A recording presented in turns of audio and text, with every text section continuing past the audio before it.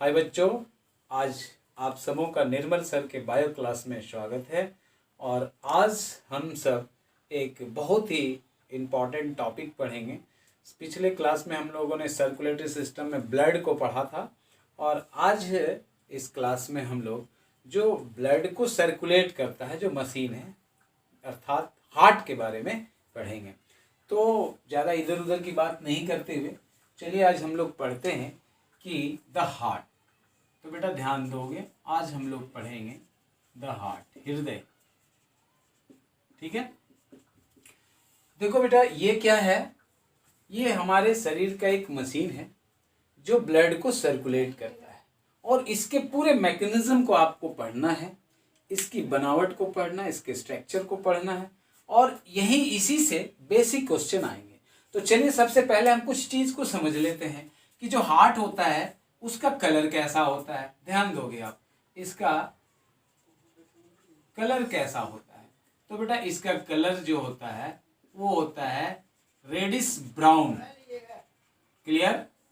दूसरा कि हार्ट का साइज कैसा कितना होगा सर, ये भी कभी कभी क्वेश्चन पूछ देता है।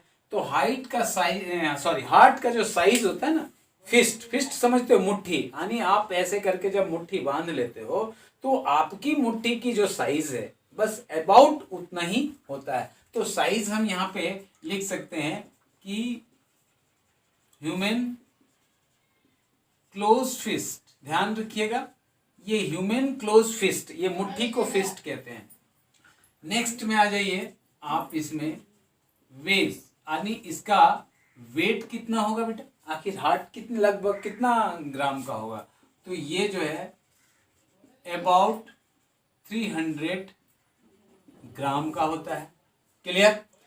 अब हम बात करते हैं कि जो इसका लोकेशन है ये कहाँ पाया जाता है। ध्यान दीजिए कि हार्ट कहाँ होता है,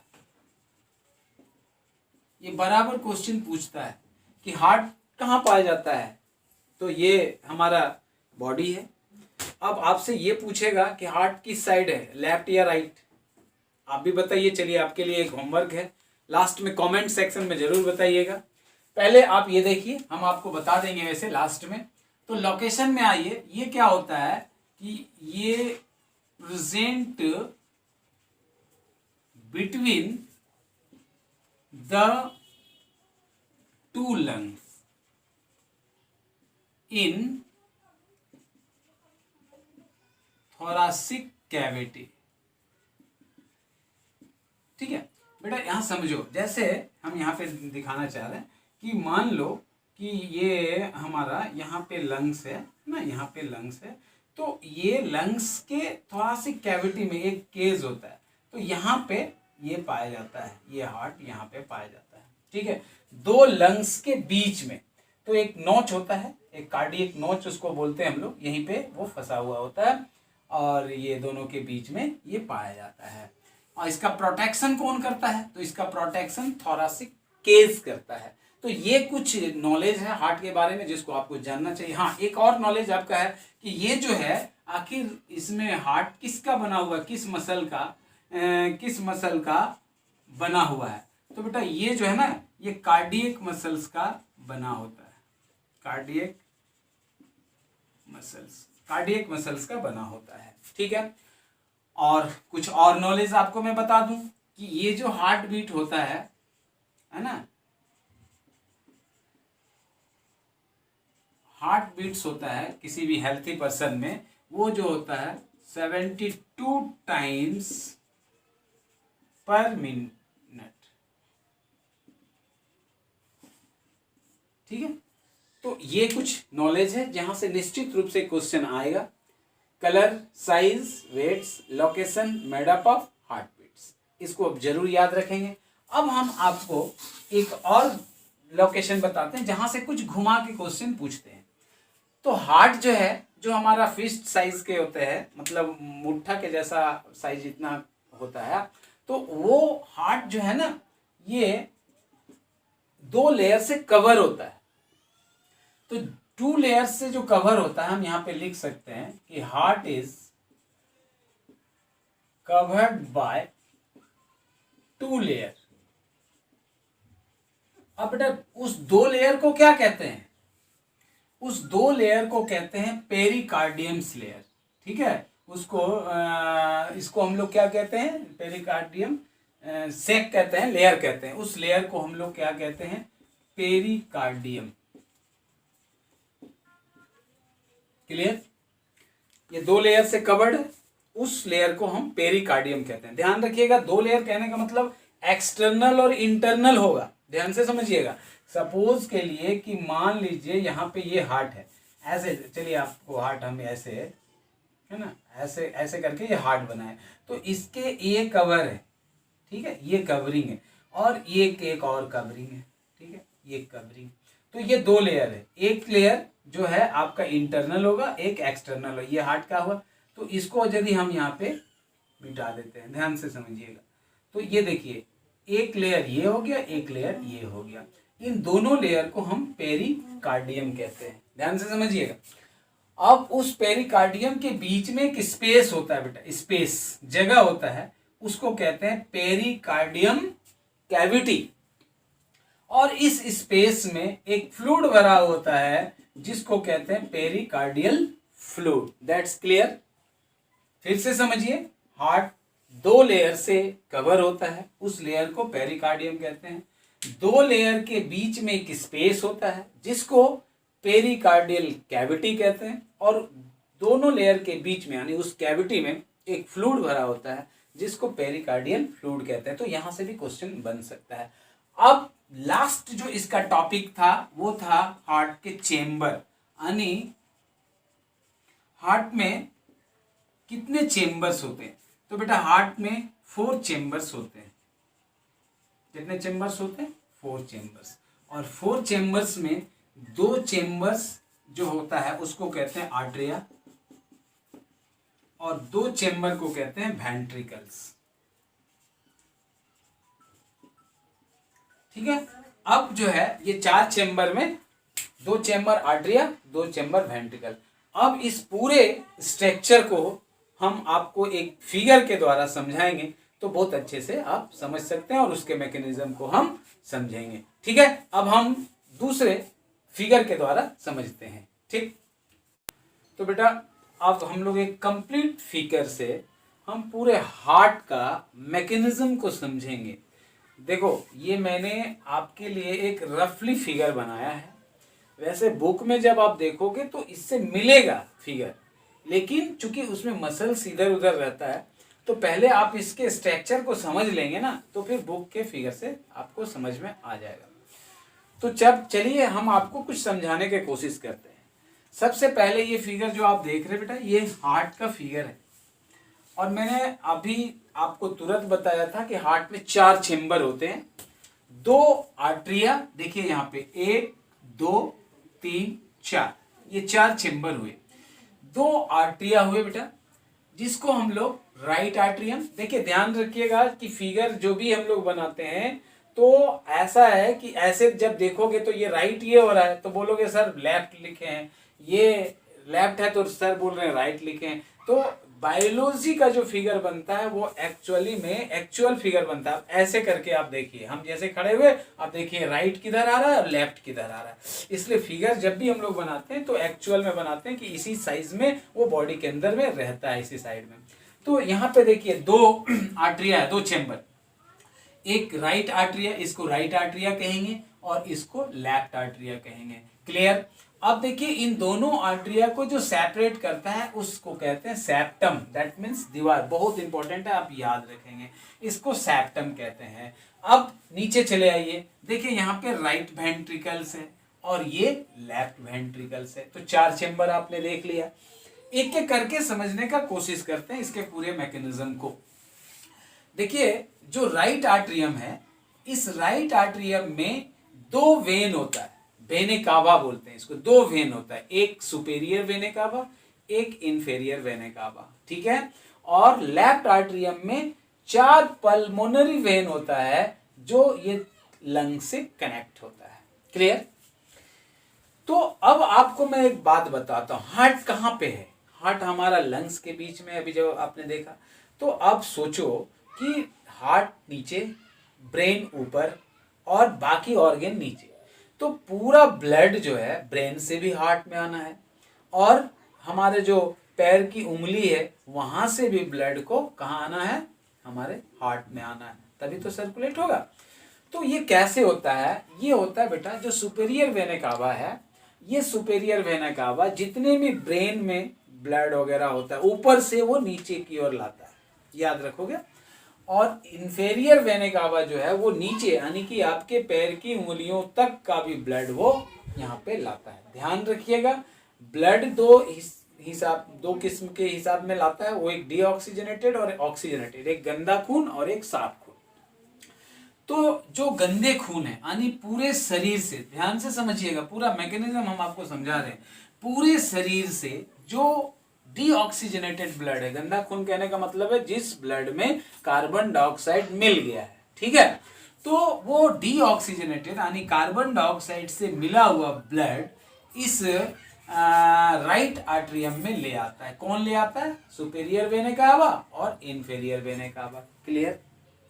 अब जैसे ही यहाँ पे ब्लड आया, ठीक है, तो ब्लड आने के बाद ध्यान से समझिएगा, ये ब्लड आया और ये वाल्व है बेटा, 4 वाल्व होते हैं, इस वाल्व को कहते हैं ट्राइकास्पिड वाल्व, ठीक है, और जो लेफ्ट आर्टरियम में रहता है उसको बाइकास्पिड वाल्व कहते हैं। क्लियर हुआ। और यहाँ भी ये दोनों देख रहे हैं, ये भी वाल्व है, इसको सेमुलुनर वाल्व कहते हैं, 2 होते हैं, ठीक है। चलिए अब इसके फंक्शन को समझते हैं। तो ब्लड यहाँ पे आया, ये ब्लड आया, तो जैसे ब्लड आता है तो ये जो आप देख रहे हो वाल्व, ये खुल जाता है, पूरा ओपन रहता है, खुला हुआ। ब्लड आया और पूरा ब्लड इसमें चला आया। कहाँ चला आया, राइट वेंट्रिकल में चला आया। कैसा ब्लड चला आया, डीऑक्सीजनेटेड ब्लड चला आया। अब क्या हुआ कि कुछ ब्लड इधर इधर इधर फंस जाता है, ठीक है, कोने में रह जाता है, पूरा ब्लड 70% ब्लड नीचे चला आता है। जब ये ब्लड कुछ इधर रह जाता है तो उसके लिए ये कॉन्ट्रैक्ट होता है, ध्यान रखोगे, ये कॉन्ट्रैक्शन होता है। जैसे कॉन्ट्रैक्शन होता है तो जितना भी इधर उधर का ब्लड है वो पूरा ब्लड वेंट्रिकल में चला आया। अब क्या हुआ कि जैसे वेंट्रिकल में ये आया ब्लड, तब क्या हुआ कि अब राइट वेंट्रिकल्स का भी कॉन्ट्रैक्शन होगा, ये कॉन्ट्रैक्ट होगा। जब ये कॉन्ट्रैक्ट होगा तो ये वाल्व बंद हो जाएगा, क्योंकि यदि वाल्व बंद नहीं होगा तो ब्लड फिर से ऊपर चला जाएगा राइट आर्टरी में, ये वाल्व बंद हो जाएगा। और जब ये वाल्व बंद हो जाएगा तो ये जो देख रहे हैं आप सेमिलुनर वाल्व, ये खुल जाएगा, ठीक है, ये खुल जाएगा। और जब ये कॉन्ट्रैक्ट होगा तो इस वाल्व के द्वारा ब्लड कहाँ चला गया, ये लंग्स में चला गया। देखिए यहाँ पे हम एक लंग्स बना दिया, ध्यान दीजिए, ये ब्लड कहाँ चला गया, लंग्स में चला गया, ठीक है, ये ब्लड लंग्स में चला गया। तो ये क्लियर हुआ, यानी डीऑक्सीजनेटेड ब्लड जो है राइट आर्टरियम में आया, फिर राइट वेंट्रिकल में आया और सेमिनुलर वाल्व के द्वारा कहाँ चला गया, लंग्स में चला गया। अब चलिए इस साइड में आते हैं। हमने आपको पहले रेस्पिरेटरी सिस्टम में बता दिया था कि लंग्स में ब्लड जो है ना शुद्ध हो जाता है, वहाँ एल्वोलाई है, वहाँ पे उस ब्लड को एक्सचेंज कर दिया जाता है, मतलब जो कार्बन डाइऑक्साइड युक्त खून है उस कार्बन डाइऑक्साइड को रिलीज करके ऑक्सीजन उसमें मिला दिया जाता है। और ये ऑक्सीजन से मिला हुआ ब्लड कहाँ चला आया, पल्मोनरी वेन में चला आया। वेन के द्वारा वो लेफ्ट आर्टरियम में आ गया, यहाँ पे आ गया। लेफ्ट आर्टरियम में आने के बाद फिर वही बाइकास्पिड वाल्व ओपन हो जाएगा, फिर लेफ्ट वेंट्रिकल में चला आएगा ब्लड। कैसा ब्लड, ऑक्सीजनेटेड ब्लड, खून से मिला हुआ, ऑक्सीजन से मिला हुआ ब्लड। अब यहाँ जब आता है तो ये कुछ ब्लड जब यहाँ बच जाता है, ये भी कॉन्ट्रैक्शन होता है, पूरा ब्लड वेंट्रिकल में चला आता है। अब जब लेफ्ट वेंट्रिकल कॉन्ट्रैक्शन होता है तो ये बाइकास्पिड वाल्व बंद हो जाता है, और बंद हो जाने के बाद ये सेमिनुलर वाल्व ओपन हो जाता है और इसके द्वारा ब्लड फिर से पूरे बॉडी में ट्रांसपोर्ट हो जाता है। तो ये पूरे मैकेनिज्म है जो आपको समझना चाहिए। अब इस मैकेनिज्म को कौन करता है, आखिर करवाता कौन है, तो उसको देखिए, हम आपको समझाते हैं बेटा। देखो यहाँ पे 2 पॉइंट देख रहे हो, एक ये और एक ये, पता है ये क्या है, ये पेस मेकर है, इसी को पेस मेकर कहा जाता है। ये है साइनो नोड और ये है एवी नोड, ठीक है बेटा। साइनो नोड और एवी नोड में फर्क है। साइनो नोड क्या करता है, ये जैसे ही इसमें ब्लड भरता है, ठीक है, और सारा ब्लड तो चला आता है यहाँ पे 70%, कुछ ब्लड बचता है। तो जो ब्लड बचा हुआ है उसको यहाँ लाने के लिए ये साइनोनोड क्या करता है, एक एनर्जी क्रिएट करता है, एक इम्पल्सेस क्रिएट करता है, एक ऊर्जा क्रिएट करता है, और इस ऊर्जा को के द्वारा इसको कॉन्ट्रैक्ट कर देता है। ठीक, अब जैसे ये कॉन्ट्रैक्ट होता है सारा ब्लड इसमें चला आता है। अब क्या करता है कि ये साइनोनोड, ये जो आप देख रहे हैं ये मेम्ब्रेन, ये झिल्ली देख रहे हैं, इसको बोलते हैं पुरकिंजे फाइबर्स। ये पुरकिंजे फाइबर्स को ये मैसेज करता है, ध्यान से समझिएगा। ये साइनोनोड इस पुरकिंजे फाइबर को अपनी इंपल्सेस के द्वारा मैसेज करता है कि भैया हमने कॉन्ट्रैक्ट करके सारा ब्लड को यहाँ पर भेज दिया, अब आपकी बारी है, अब आपको कॉन्ट्रैक्शन होना है। तो ये पुरकिंजे क्या करता है, एवी नोड को मैसेज कर देता है। ठीक है, अब एवी नोड क्या करता है, मसल्स को, जो वेंट्रिकल का मसल्स है उसको कॉन्ट्रैक्ट कराने में मदद करता है। ठीक है, ये एनर्जी रिलीज करता है और ये मसल्स कॉन्ट्रैक्ट होता है। बात समझ में आ रहा? तो तब जाके ये भी कॉन्ट्रैक्ट होता है। कहने का मतलब है कि हार्ट का पेसमेकर ये हुआ एसए नोड और एवी नोड।